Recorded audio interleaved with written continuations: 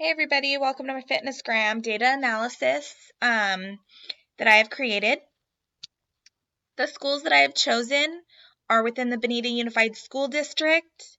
I have chosen 4 elementary schools to review and 1 middle school and 1 high school. I just kind of wanted to get an overall idea of how the elementaries, middle school, and high school,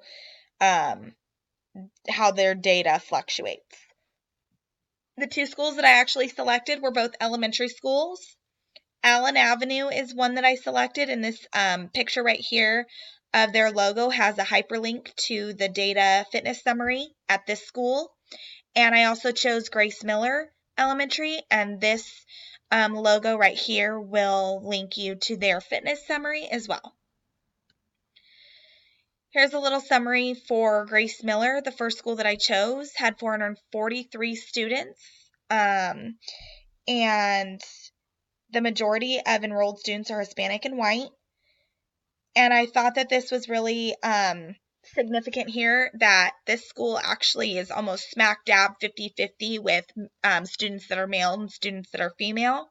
I thought that was really interesting that they got so close to being actually like half and half.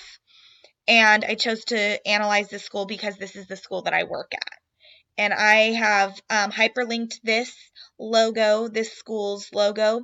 I've hyperlinked the CAF score summary report at this school for you guys to review. This is the summary of the physical fitness area that 72 students in 5th grade were tested on. And the average of boys were 75% in the healthy fitness zone and 71% in the healthy fitness zone of girls. I thought that it was cool that both boys and girls, pretty much the whole overall average of students tested at this school were above 70%, which is good. I feel like there's always room for improvement, so that can improve over the years. But being over 70% in the healthy fitness zone of all students tested was pretty good. The second school I chose was Allen Avenue, and this school was a little bit bigger as far as, how many students there are. And they didn't do as good of a job with making it smack dab 50-50, but close. There's a little bit more males than females at this school. And I chose to analyze this school because my mentor teacher works here. So I wanted to see, and it turns out that these 2 schools that I have chosen are really similar in a lot of ways. It was hard to find differences in the 2 of these schools because there were so many similarities. This is the physical fitness area that these students were tested in grade 5, and they tested pretty much the same amount of students, 71, whereas Grace Miller tested 72. And this school was also above, all students that were tested were also above 70% in the healthy fitness zone. So that was awesome to see. Girls were a little higher in the healthy fitness zone at Allen Avenue than in Grace Miller, but it was nice to see that they were both above 70% of overall students tested were above 70% in the healthy fitness zone. So that was good. Within the data comparison of these 2 schools, I shared the hyperlink here, the data comparison of the 2 schools. If you just click on this, it'll show you the comparison between the 2.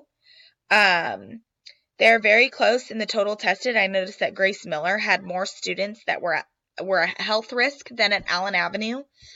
So Grace Miller has a little bit more work to do to get a little bit more in the healthy fitness zone than Allen Avenue did. So that was kind of a difference that I saw there. But the majority of things that I compared with these 2 schools were similar. I believe that the factors that contribute to these similarities and differences are the demographics of the school and how teachers effectively implement their lessons on physical education, make sure these students are healthy and aware by setting an example.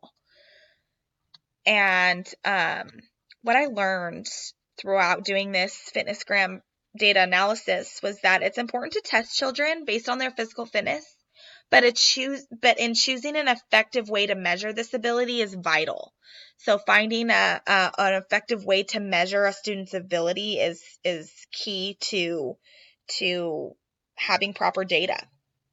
I also learned that even though schools are in the same district, that it does not always mean the students are assessed the same way or taught the same way either.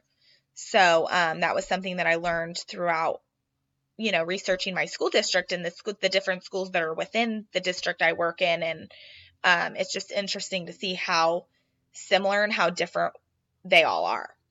I also learned that there's a healthy fitness zone. I didn't even know that there was that type of thing that children are assessed on, but students are encouraged to work toward being in that range.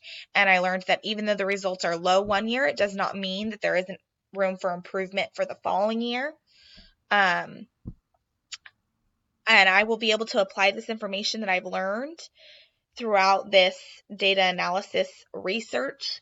I will be able to apply this knowledge by understanding the children in my classroom and understanding what they are tested on, so I can develop proper activities throughout the year to help them achieve their fitness goals and being able to, pass these assessments and proceed and grow in physical education, making sure that these students are healthy and progress each year, even if it's just a little progress, at least a little is better than nothing.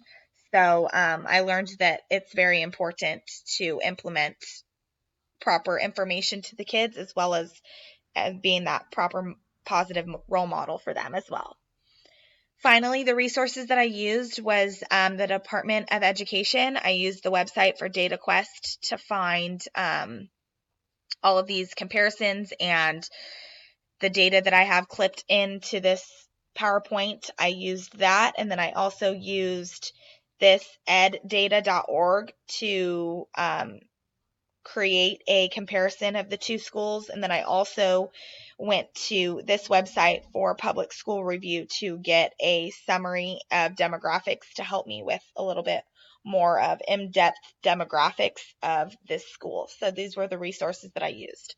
I hope you all enjoyed my presentation and have a good day.